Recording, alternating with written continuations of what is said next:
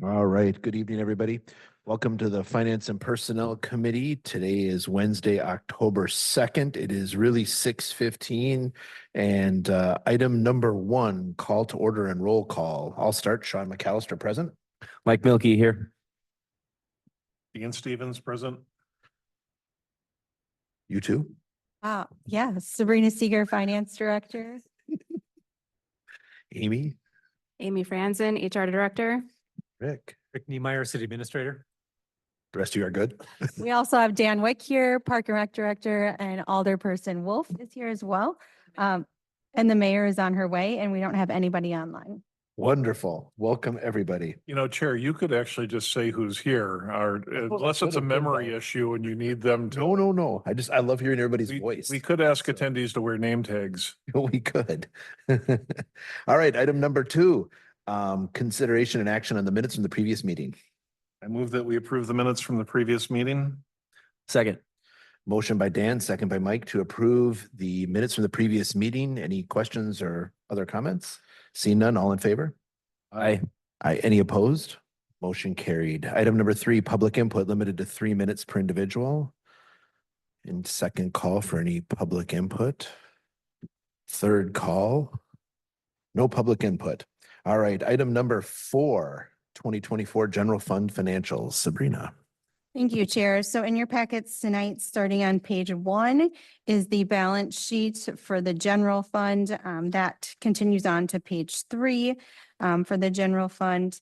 Then on page 4 begins our budget report for the general fund. If I can draw your attention to page 6, this will tell us our total year-to-date revenues.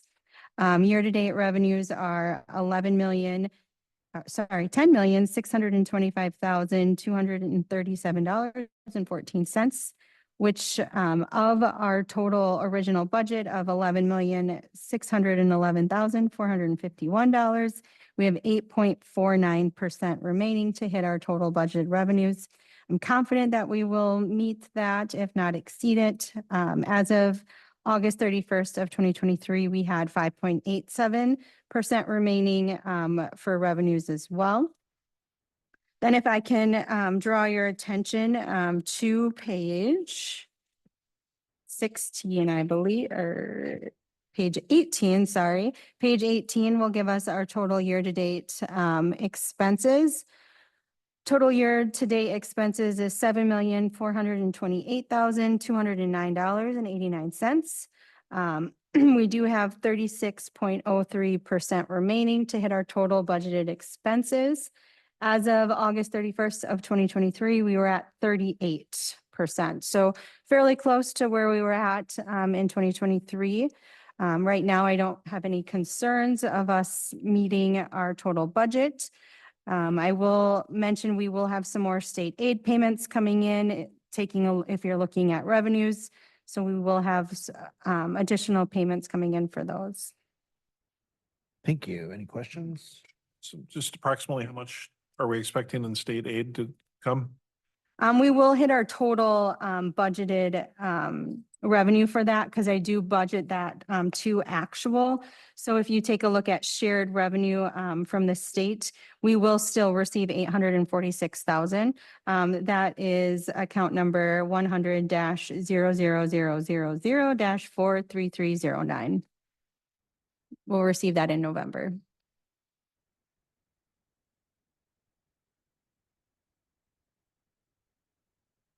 So I'll move that we approve the 2024 general fund financials. Second. Motion by Dan, second by Mike to approve the 2024 general fund financials. Any further comments or discussion? See none, all in favor? Aye. Any opposed? Motion carried. Item number 5, Omni Center. Sabrina. Thank you. So next in your packets on page 19 is the Omni Center balance sheet, which then continues on to page 22, where we can see the budget report. Total year-to-date revenues are $570,849.97. We do have a remaining $148,390 left to meet our total budgeted revenues. So we have 20.63% remaining. As of August 31st of 2023, we were at 11.81%. So we're a little behind there. But they did just have the MMA fight, which wouldn't be in here because this goes through August. So I feel confident that they'll hit their budgeted revenues, and Dan is shaking his head as well. Then if you take a look at expenses, page 24, our total year-to-date expenses are $517,100.20. We do have 29.78% remaining of our total budgeted expenses. As of August 31st of 2023, we were at 22.05. So we're actually trending ahead when it comes to expenses, a little behind in revenues. Still feel confident in where we'll end at the end of the year. That's great. Thank you. Questions from the group? I'll move to approve the 2024 Omni Center financials. I will second that. Motion by Mike, second by Dan to approve the 2024 Omni Center financials. Any further comments or questions? See none, all in favor? Aye. Aye. Any opposed? Motion carried. Item number 6, personnel. Amy. Yes, good evening. So as you can see before you, a quick recruitment update. We are about to be fully staffed again with our regular positions. With the police department positions and then our firefighter position, we've got those in process and hope to be wrapped up by the end of the month.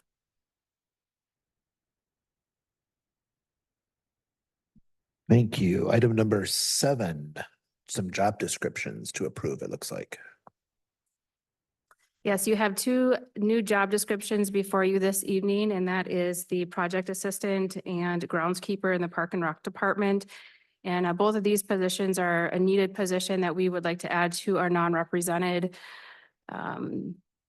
wage scale, if you will. And those are also listed on the job description where they would fall within that scale. Thank you. So Question.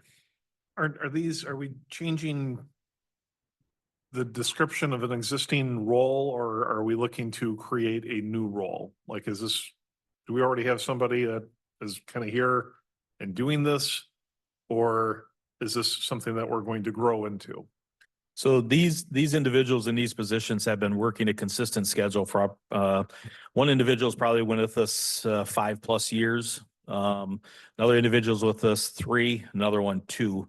They work basically year round for us with the given schedules that we give them. And so because they're working a consistent schedule, it's not a seasonal position. It's not a definite start time and end time. They're working year round with us. So that's why, when we looked at the part-time positions, that these positions should be allocated as on our part-time pay scale.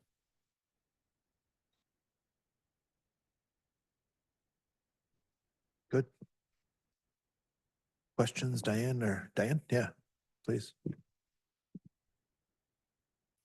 Thank you. I already know the answer because I talked to HR this past week, but just for the record, if we could, number one, I support this because at the end of the day, they need to be properly classified going forward. And number 2, if HR or someone could talk about how this affects the budget and going forward, and also benefits and those types of things. Thank you. Thank you. I can address the wage situation. So we started this process in the first quarter of this year. So we made adjustments in our Parks Department to adjust and not bring on as many seasonal employees so that we could cover the increase in cost.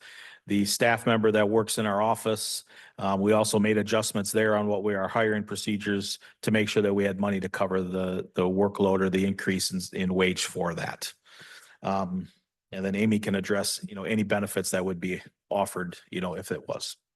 Yep. So in terms of the benefits, this is what we would consider a qualifying event. And so those employees who previously weren't offered benefits because they were in a seasonal position would be moved to a regular position, would have an opportunity to enroll in those particular benefits based on their number of hours. So again, these are not going to be classified as full-time employees, but they would be classified correctly as regular part-time. Then depending on hours, it determines which benefits they get offered, and we'll take care of that in human resources depending on when the approval goes through. I mean, if somebody's basically working full-time, they should have the benefits associated with that. I'm curious have the changes for the changes to the budget, was that included in the city administrator's? or- Yes. Is These this positions are. new or is this- These positions we're planned for in 24 and we've included it in the 25 budget. Correct. Great, thank you. And just to clarify, two of the positions do qualify for the retirement system. One individual doesn't work enough to get to that level just because of the amount of hours that they're scheduled for. I'm sure the benefits of having somebody more full-time rather than seasonal new people coming all the time is very beneficial to the parks. It is program. just that, from a training standpoint and they know what they do and they're always here. So. After 5 years, if they're here, that's. Yeah. Seems like that's earned to me. Absolutely. So we need a motion for that, right? Please. All right, I'll move to approve the approval of the non-represented job descriptions for the groundkeeper and the project assistant.